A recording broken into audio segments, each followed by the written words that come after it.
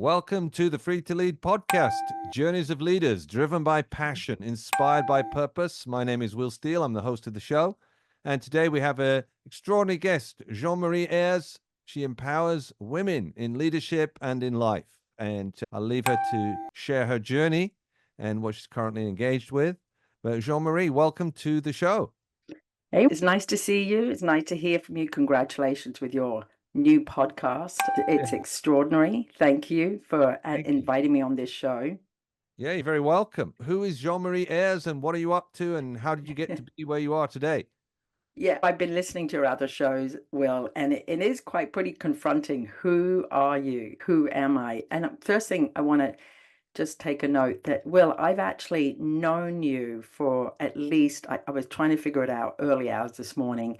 I would say like 28 years or something. I've seen you around. Isn't that something? Yeah, I've been leading programs and coaching and empowering people and like that since 1997, I think it is.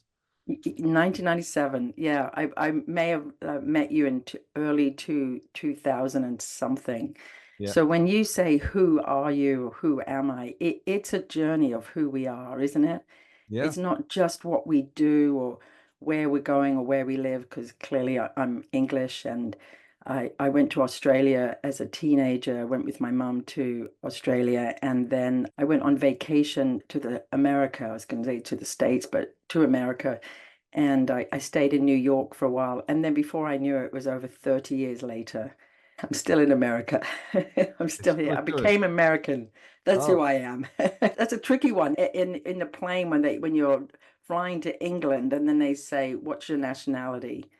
I am now an American. It's a funny box to tick because it used to be British or from the British Isles or something. So it has been a fabulous journey so far. And just an FYI, Will, it is 5 a.m. over here in Arizona, and your last guest apparently was from Arizona. We're 8 hours behind you. Yeah. Yeah, just for the ticket item there. And it's when people ask that question, who are you? It's a multitude. It opens up a whole bunch of things. I'm a mother, I'm a sister, I'm a daughter. I have a daughter, and I have three stepsons. I recently published my book, Awaken Your Purpose Beyond the Transaction. And I lead, like yourself, but I think in different arenas. Mostly, I lead for women. It doesn't mean to say I have anything. I have clients who are men, but right now, it's really important what's going on in the world that women are empowered, that we disregard our inherited beliefs.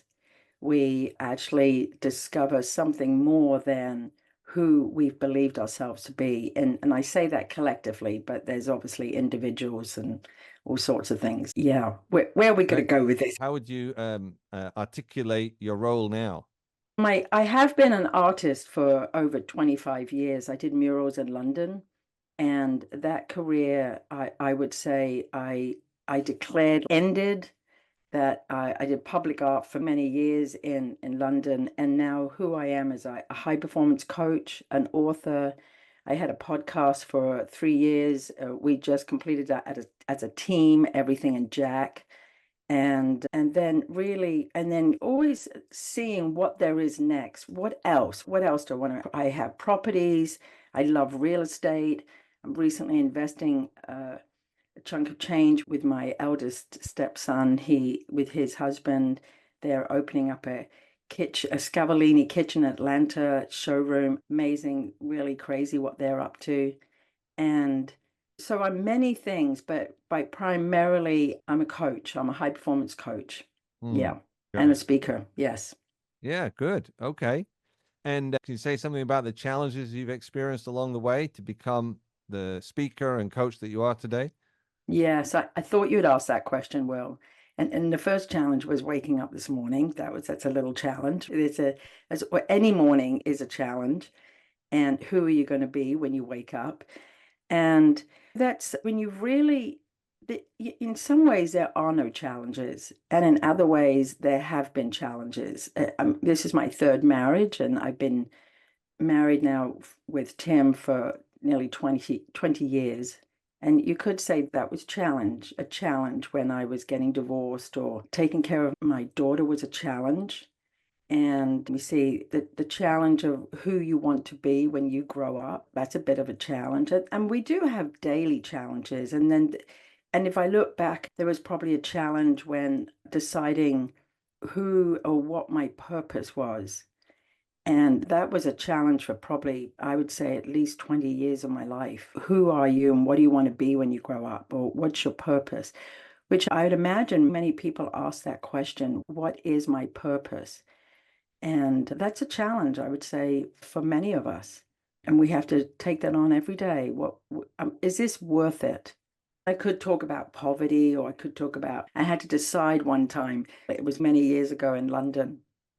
And I was there was some challenges, financial challenges, and I had to decide whether I was going to pay the electric bill or the gas bill. And it wasn't necessarily through, there was no online back then, but it was more like there was a card. Yeah, I don't know if you remember in England, they had one time you put 50p's in those meter slots. That was many years ago when I was a student there. But the other one was getting a card. You had a card and then you paid for, you just slot it in and slide out the card. So I had to decide, do I want hot water or do I want heat? They seem to come from different places. But anyway, that was a challenge for sure. Yeah. So been through some challenges there. Yeah, great. Yeah. If we bring it back to, you mentioned divorce, you mentioned bringing up children, and here you are still doing what you're doing in the world. So to people listening, particularly women listening, who are juggling those things and still trying to create their business, create what they're up to, what would you say to them? Probably what Marianne Williamson says, keep doing what you love and the money will follow. Really just, and don't follow the money, but do what you love and the money will follow. And when I say money, I don't mean a bunch of change or digits. The resources to do what you love to do. It took a resource to write a book and publish it. It took resources to be here in America and live where I live. It takes resources, and it really, in each day, you want to really be integrous of who you are and what's important to you. And that's an art, isn't it? To really, like, each moment of the day, what am I going to eat? Am I intentional here? And if you have a dog, take your dog for a walk, and that's what you're doing in that moment. Yeah. And then what's the next moment? And very importantly, I say to many of my clients, what's your intention right now? And then what's your intention? What do you want to accomplish by the end of the day? Sometimes it is breaking it down. And I spent many years wanting to be something somewhere one day, like out there in the future. And now it really is homing it down, taking each moment at a time. And that's Eckhart Tolle talks about that, and the power of now. And we have great leaders and who facilitate that particular type of way of being each day. But gosh, that's a challenge to distinguish what you're up to each moment of the day. So you're not just, when I say you're not, like, you're not just scrolling through Facebook mindlessly. You can, I actually say, give yourself to stare at the wall. But if you're mindlessly doing something, then that's when you got to realize, are you intentional right now? So that was my long answer, but a very important question. It was one of the first things I work with business owners, create your vision. What is it that you want your life to be about? And once you're away from trying to make it, or once you're out of survival, and once you're really in touch with really what do I want to, with what I'm doing, with what I'm handling, what is it that I want this to, how do I want it to impact the world? What am I up to? I'm leading programs in the Middle East, and I'm not just leading programs in the Middle East, I'm transforming the leadership of the Middle East. Mm. Have to think Well, about that's a it. big job. That's It's right. that's Inspiring. no small job over there, Yes. particularly the Middle East. We've known about the Middle East and its peace in the Middle East. And that's laden with culture as well. Oh yeah, It, I'm learning. I'm learning Arabic. I'm on a call every morning with the team, training them, empowering them. We're up to something. And th having that purpose clear for oneself, so everything's inside that context. I don't have to figure out what my purpose is. That's it. We're transforming people's lives. We're causing the empowerment of women, actually, mostly. in a very male dominated environment. And really, that's it. That's the job. That's what we're up to. Whatever that takes, whatever I have to draw on to create that and cause that. I can hear that you work on that with yourself. Yeah, importantly, I do think ourselves, if we're not working on ourselves, how can we work with others? It becomes a natural state of being anyway to work on yourself. But then but you're not necessarily, it's a balance. You're distinguishing for yourself, and then you're seeing or hearing something for one other person. And that one other person could be a leader of many and really make an impact on many people. When you say the Middle East, and it's going to take something also to transform the culture of women in the Middle East, transform the culture of women in general. And I don't mean there's anything wrong here, but other than to really notice what is the culture. There's a culture in Europe for women. There's a leadership. But the Middle East, I spent some time over 20 years ago in Israel, and it was really, first of all, it's a very profound experience being in Israel, living in Israel. But the other was always, I found it quite weird. Like I had to leave the room every time men wanted to discuss something. And this is in Arabic. And it was just odd. That was odd because I was brought up in London and we had a lot more freedom. And it's amazing when you don't have that type of freedom and when it's taken away, or it's hard to articulate as being a woman in the Middle East. And when having lived there, and then coming back, and I came back to England, it was only 4 hours away by flight, but the experience was, excuse me, the experience of I had to be someone else other than how I was brought up. You had to actually know what the culture was, remove yourself, don't speak out of turn. Those are constraints just in your own house. Yeah, so good. Yeah, I get you're up to something. And in that moment, you're saying purpose.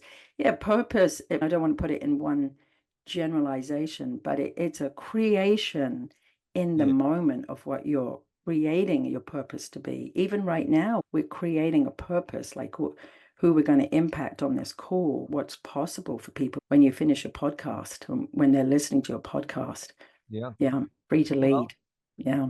Yeah. What would you say? What would be your nugget of advice from all your years of experience? You've gone through several different changes culturally, location wise, career wise, marriage wise. Listening to this How do show, you put that in a bottle? But yes, one of your guests did have I was listening and he had referred to Robert Frost. He's also one of my favorite poets, but I'm not going to refer to Robert Frost because that's already done. But I do think of Churchill, and you and I both, we went to school in England, so Churchill was pretty prolific in our education. One funny quote is, when you're going through hell, keep going. Keep going. And that's right. Yeah, I published that one. I put that one out on my Facebook or Instagram at one point because it really is kept me going in times back in the past when Yes. all falling apart and it's all not looking like it's going to turn out, and you just keep going. You only fail when you Yes. give up. Yes, it's a wonderful analogy of, first of all, you don't need a coach if you're not up to much. Exactly. If you want to hang out on the sofa, not a problem. You don't need a coach. But how do we keep going? Like when you're going through hell, and particularly like I am with a lot of entrepreneurs, but specifically in real estate, and that's a whole funny business of itself, real estate, because a lot of things can happen in real estate. If it goes well, great. But most of the time, you can't make some of the things that go on in real estate up, like the contracts and the deferred payments and the high interests. And I'm not talking about banks, I'm talking about lenders. And then it's a crazy business. And how do you keep going? It's a very easy statement to say, but how do we keep going? Which is when I go back to, you brush your teeth, you you do one thing at a time. And that's sometimes what I have to do, is do one thing at a time. You put one foot in front of the other. That's all you Yes. do sometimes, but you have to Yeah. keep doing it. Very great. So, Jean Marie, it's been great talking to you today. How would people get in touch with you if they wanted to reach out to you and learn more about what you do? JeanMarieSears.com. I have a website. On the website, there's a way of contacting me, and there's no shortage of information at you. And you have to Google search Jean Marie Ayres as long as you spell it correctly. Yeah, Ayrs. There's very few of us, yeah. and you can contact me that way. And it's really been a pleasure, and I'm very excited for you, Will, and what you're up to. And thank you for being the one in the Middle East. And I really wish you, I'm watching you on your journey too. It's been really fabulous to watch you on your Yeah. journey. It's funny, I'm not limited to just the Middle East. I'm working with people from all over the place. That might, I Oh, totally get that. The Middle yeah. East might take a little bit more time though. That's all, sometimes. It's like it's exciting to me. It's exciting. It's fun. It's a new culture. I'm learning the language, learning the culture, learning about the people, and just for everyone, the impression you get of people in the Middle East from the media outside the Middle East is not who they are. It's just not. They're loving To- people. They're close to Yes. God. They want a peace. Their greeting is peace and blessings and Akbar, yes, Alu Akbar. I'm out to dispel all those myths and across the world, not just the Middle East. I want people to get people are people. And here we are, you know? It's a funny one, isn't it? Like, no matter what language you speak, no matter what culture you live in, reside in, human beings are human beings. It's fascinating because I'm learning Italian. I live in Italy half of my life, half of my year, and it really doesn't matter. It's a funny one. Like, I was brought up a Catholic. I'm not a practicing Catholic, but it's a great place to learn Italian. Mm.